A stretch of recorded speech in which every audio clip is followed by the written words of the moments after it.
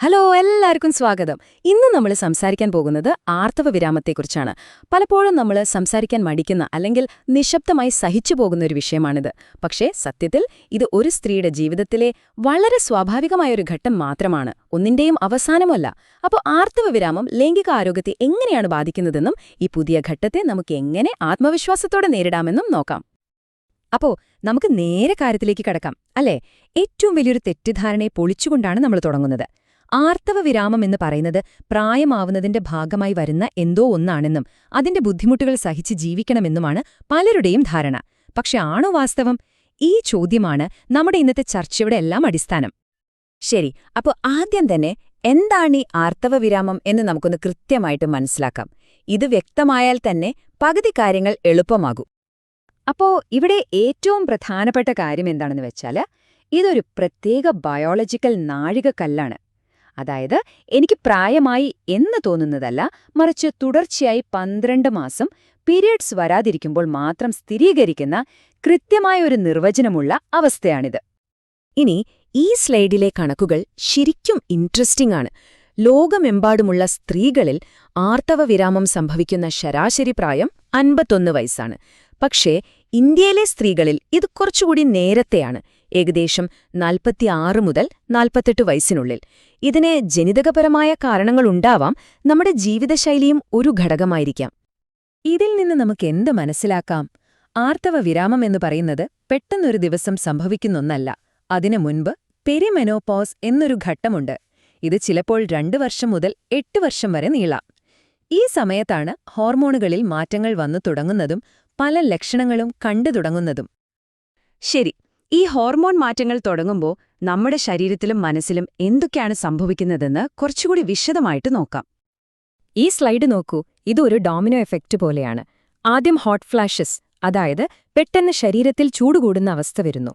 ഇത് കാരണം രാത്രിയിൽ ശരിക്കുറങ്ങാൻ പറ്റുന്നില്ല. ഉറക്കം ശരിയാവാത്തതുകൊണ്ട് ദിവസം മുഴുവൻ കടുത്ത ക്ഷീണം.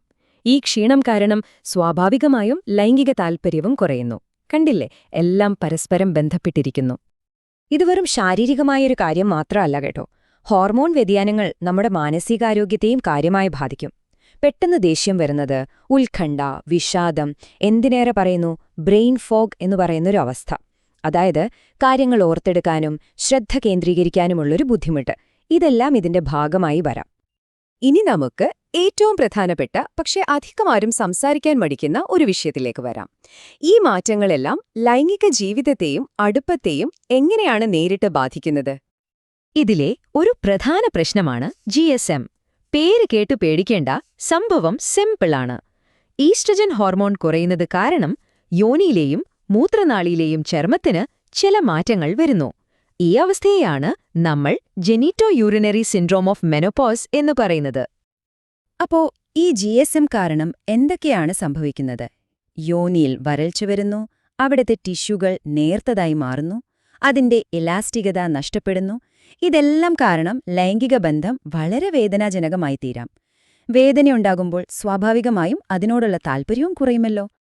പക്ഷേ ഒരു നല്ല വാർത്തയുണ്ട്. ഈ പറയുന്ന ബുദ്ധിമുട്ടുകളെല്ലാം നമുക്ക് പരിഹരിക്കാൻ പറ്റുന്നവയാണ്. അപ്പോ എന്തൊക്കെയാണ് ഇതിനുള്ള പരിഹാരങ്ങളെന്ന് നോക്കാം. നമുക്ക് ഹോർമോൺ ഉപയോഗിക്കാത്ത മാർഗങ്ങളിൽ നിന്ന് തന്നെ തുടങ്ങാം. ഇവിടെ പലർക്കും ഒരു സംശയം വരാറുണ്ട്, എന്താണ് ഈ മോയ്സ്ചറൈസറും ലൂബ്രിക്കന്റും തമ്മിലുള്ള വ്യത്യാസമെന്ന്. സിമ്പിളായി പറഞ്ഞാൽ, മോയ്സ്ചറൈസറുകൾ നമ്മൾ സ്ഥിരമായി ഉപയോഗിക്കുന്നവയാണ്. അത് യോനിയിലെ ചർമ്മത്തിന്റെ ആരോഗ്യം നിലനിർത്താൻ സഹായിക്കുന്നു. എന്നാൽ ലൂബ്രിക്കന്റുകൾ ലൈംഗിക ബന്ധത്തിന് തൊട്ടുമുമ്പ് മാത്രം ഉപയോഗിക്കുന്നതാണ്, വേദന കുറച്ച് ആ നിമിഷം സുഖകരമാക്കാൻ വേണ്ടി. പലർക്കും ഏറ്റവും ഫലപ്രദമായൊരു ചികിത്സയാണ് ഹോർമോൺ റീപ്ലേസ്മെന്റ് തെറാപ്പി, അതായത് HRT. ഹോട്ട് ഫ്ലാഷുകൾക്കും GSM ലക്ഷണങ്ങൾക്കും ഇത് വളരെ നല്ലൊരു പരിഹാരമാണ്, പ്രത്യേകിച്ചും 60 വയസ്സിന് താഴെയുള്ളവർക്ക്.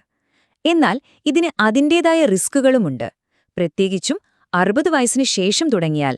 അതുകൊണ്ട് തീർച്ചയായും ഇതൊരു ഡോക്ടറുമായി സംസാരിച്ച് ഗുണവും ദോഷവും മനസ്സിലാക്കി മാത്രം എടുക്കേണ്ട ഒരു തീരുമാനമാണ്.